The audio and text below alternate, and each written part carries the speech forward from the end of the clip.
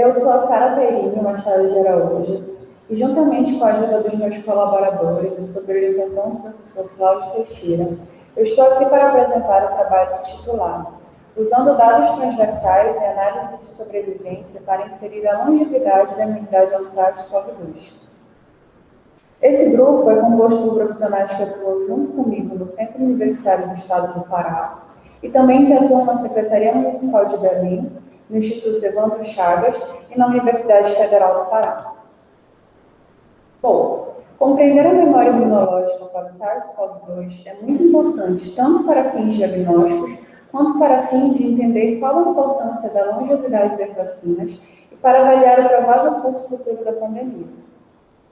É importante hoje entender quanto tempo vai durar essa imunidade que está sendo provocada pela infecção ou estimulada pela vacinação. Não existem trabalhos que mostrem isso de uma forma aprofundada. Apenas evidências na literatura que sugerem que a imunidade de células T específicas para SARS-CoV-2 é duradoura na maioria dos indivíduos, ou que a resposta das células B, que são justamente os produtores dos anticorpos, também tem uma resposta de sobrevida boa após a infecção ou após a vacinação para o SARS-CoV-2. No entanto, isso ainda é muito variado na literatura e não há evidências muito claras e pouco se sabe sobre a permanência da resposta imunológica, principalmente a sorológica, pela produção e liberação dos anticorpos IgG, que no caso dos anticorpos neutralizantes são justamente os que garantem a prevenção da gravidade da doença. Então, nesse contexto, o nosso trabalho tem como objetivo principal inferir a longevidade da imunidade sorológica à infecção SARS-CoV-2, e essa inferência foi feita através de análise de sobrevida baseada em dados observacionais. Este estudo foi aprovado pelo Comitê de Ética em Pesquisa com Seres Humanos no Centro Universitário do Estado do Pará, utilizando os dados de um inquérito sorológico realizado na cidade de Belém, que fica no estado do Pará, que fica na Amazônia brasileira, de uma amostra de 26.320 voluntários, 201 relatados de forma confiável tiveram sintomas associados à Covid-19, incluindo febre, tosse seca, dispneia, ageusia, anosmia, fraqueza, dor de cabeça e diarreia. Esses sintomas autorreferidos foram referenciados ao longo de um período de 182 dias, previamente e até a realização do teste sorológico na pesquisa. E nesse contexto, a análise de sobrevida foi realizada considerando o período supracitado, sendo os resultados positivos o evento-alvo e censurados os sujeitos com resultado sorológico negativo. No nosso trabalho, essa tabela mostra o tempo de manifestação dos sintomas que foram relatados pelos pacientes que tiveram como resultado do teste sorológico o IgG positivo contra o SARS-CoV-2.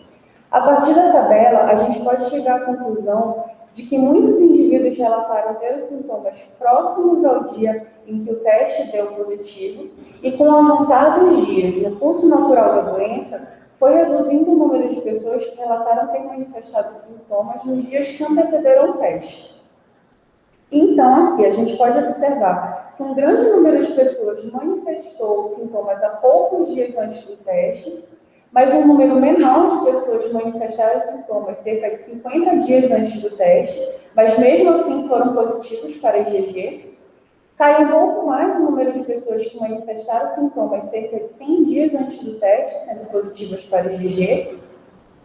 Na sequência, menos pessoas manifestaram sintomas 150 dias antes do teste e 0 pessoas manifestaram sintomas 200 dias antes do teste.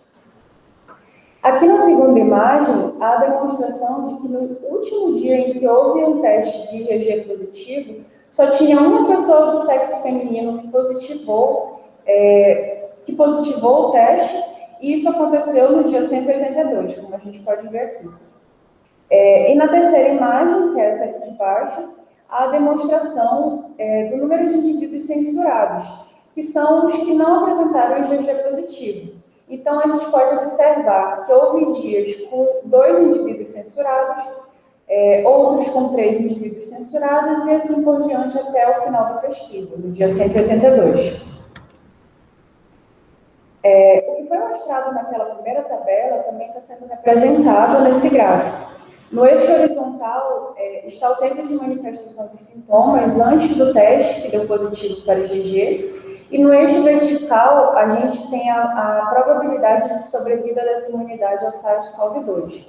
E nós vemos que realmente, ao longo desse tempo, a probabilidade de sobrevida vai caindo.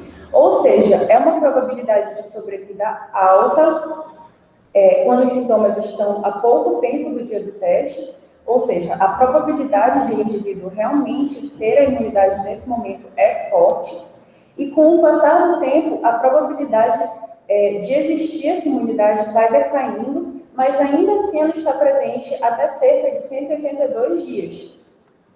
Não havendo diferença entre homens e mulheres, como mostra o intervalo de confiança, nessas sombras verdes e vermelhas dos dois grupos.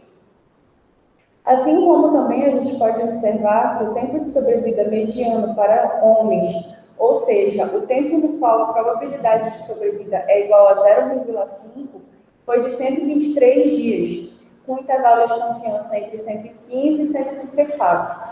E no tempo de sobrevida mediano para as mulheres foi de 127 dias.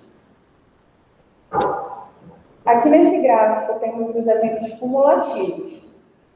Aqui podemos observar que a maioria dos eventos foram observados nos dias próximos ao dia do teste de IgG que deu positivo, que era o tempo zero, e a maioria dos eventos aconteceram distantes, e a minoria dos eventos aconteceram distantes ao momento do teste de IgG que deu positivo, já próximo ao dia 182. E nesse temos o risco de acontecer o evento. Aqui podemos observar que o risco de o teste ter como resultado IgG positivo é maior quanto maior a proximidade entre os sintomas e o dia de realização do teste. E que é menor o risco de o evento acontecer quanto maior a distância entre a manifestação dos sintomas e o dia em que foi realizado o teste.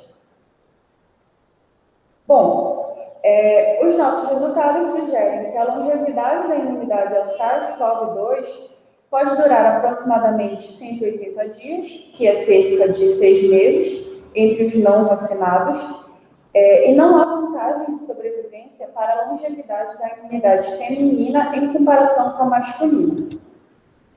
Essas são algumas das referências que nós usamos para conseguir fazer a nossa pesquisa.